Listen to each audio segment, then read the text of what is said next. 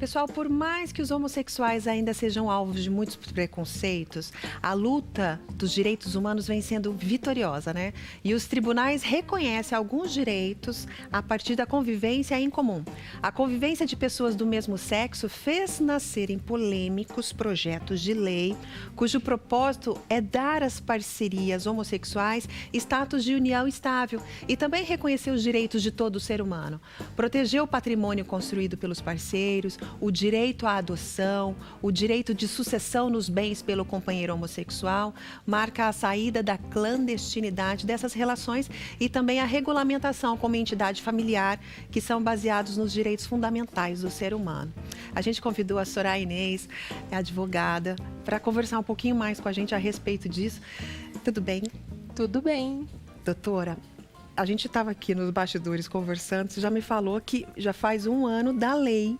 Isso. A lei, né, que permite o casamento entre as pessoas do mesmo sexo, na verdade, está fazendo 1 ano hoje. Olha só, que coincidência, a gente não programou a entrevista para hoje por conta disso. Isso é verdade. E quando você fala que está fazendo 1 ano de lei, é Brasil, é Paraná, todos os estados brasileiros? 1 ano de lei no Brasil. Uhum. 1 ano de lei no Brasil.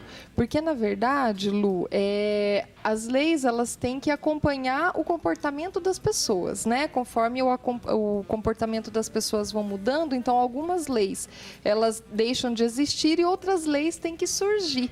Né? Uhum. A gente pode dar como exemplo o divórcio. Até 1977 não existia o divórcio. A pessoa casava, tinha que ficar em tese, no papel, casado o resto da vida. Nossa, gente. Né? Então muita gente casava em outros países e ia embora, porque tinha o sonho de se casar novamente. Uhum. Então, a partir de 1977, aí surgiu, né, a lei do divórcio e a pessoa podia divorciar. E aconteceu a mesma coisa com as uniões das pessoas do mesmo sexo. Você falou em união, já me lembra união estável. Sim. O que é união estável? É diferente de casamento? É a mesma coisa? Uhum. Lu, é o seguinte, a união estável é uma união de fato entre as pessoas, né? Uhum. Eu vou morar junto com você, nós temos uma união.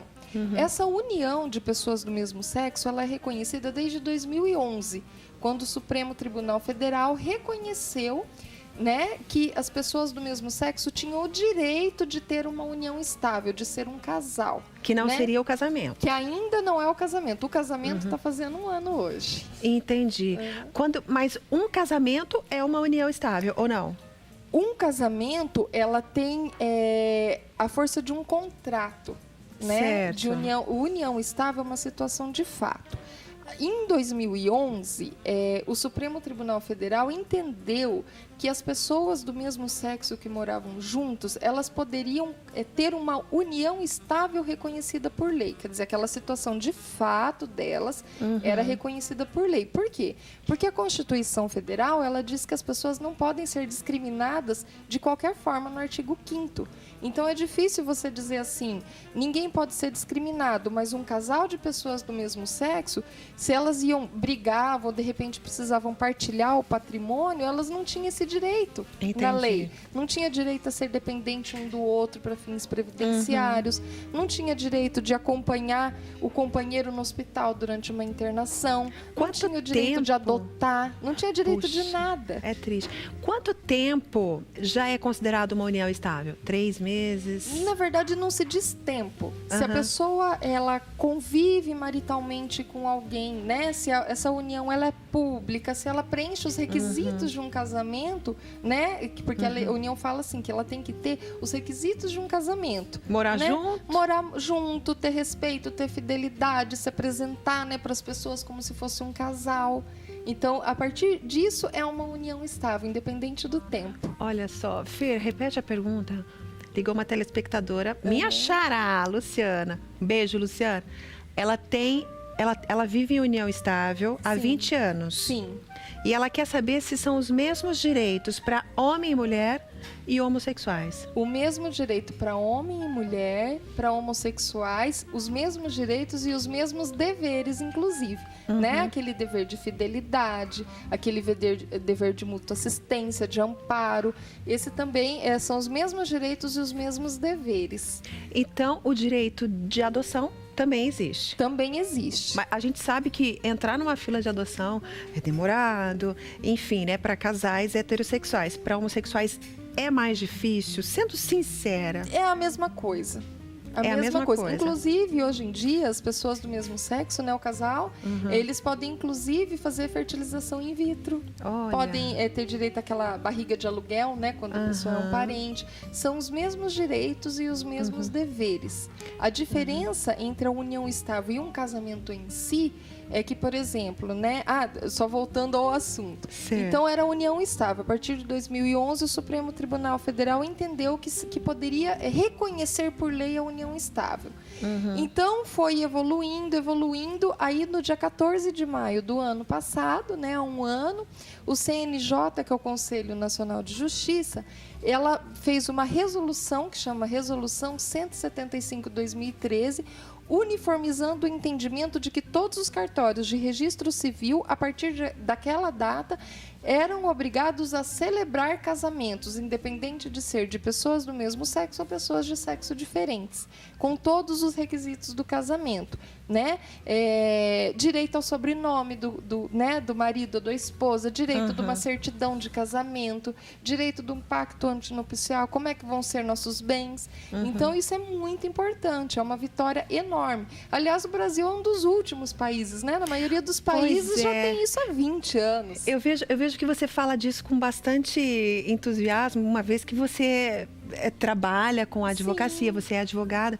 Então, essa é uma vitória que o Brasil tem. É uma vitória, porque a gente vê bem, né? Às vezes a pessoa ali, a gente conhecia a pessoa que morava tanto tempo junto, né? Tinha aquele amor e não tinha direito, né? Falecia um companheiro, a pessoa não tinha direito à pensão por morte, não tinha direito de ser herdeiro, não tinha direito de receber os bens. Com certeza você já deve ter perdido casos Sabe? anteriores de clientes, aí você pensa né, assim, que não tinham puxa direito. vida, é injusto, porque a lei é uma coisa, mas o fato, né? O cotidiano mostrava outra situação. E então eu acho que essa lei, ela realmente veio para proteger a situação que de fato já existe. Né? Olha só, e tem muita gente que não sabe ainda que existe essa proteção da lei. Então, procura o seu advogado, né, Soraya? Sim. Se informa e não fica triste não aí se você tem o seu parceiro, a sua parceira, porque eu acredito que cada um tem a sua liberdade de expressão. Sim. É não verdade. E é muito interessante, né? Porque nesse último ano, somente na cidade de São Paulo, foram mais de 700 casamentos. Olha só. Né? E aqui na nossa região, tem dados? Aqui na nossa região ainda não se divulga muito, mas eu sei que na minha cidade, o primeiro casamento eu ajudei a fazer, fiz toda a orientação, fiz a conversão da união estável. Você é de Rolândia, né, eu sou de Soraya? Rolândia. Então foi muito interessante, assim, você ver a alegria, né, do casal, de realmente poder reconhecer a situação deles, né, de ter uma certidão de casamento. Olha, agora eu sou casado e esse é o meu companheiro, é o sobrenome dele, é o sobrenome que eu uso, né? Ter direito a adotar uma criança. Nossa, isso é muito bom. E olha, eu sei que existem pessoas conservadoras que devem, né, de repente, estar tampando os ouvidos para essa entrevista por uma questão religiosa, mas eu te digo para você abrir os seus olhos para o ser humano, independente das suas crenças. Tá bom? Doutora, adorei. Eu que agradeço. Foi um prazer te receber. Estou à disposição e sempre que puder eu venho com certeza. Obrigada. Olha, os direitos dos homossexuais é necessário, viu? E é necessário você prestar atenção aos grupos sociais que sofrem diariamente o preconceito de ter feito uma escolha, uma opção sexual que lhe é permitido de acordo com o seu direito à liberdade e direito à vida privada. O direito máximo, ao meu ver, do ser humano é o direito à liberdade, que deve sempre ser garantido onde o ser humano é livre para escolher a melhor forma de viver a sua própria vida. Tá bom?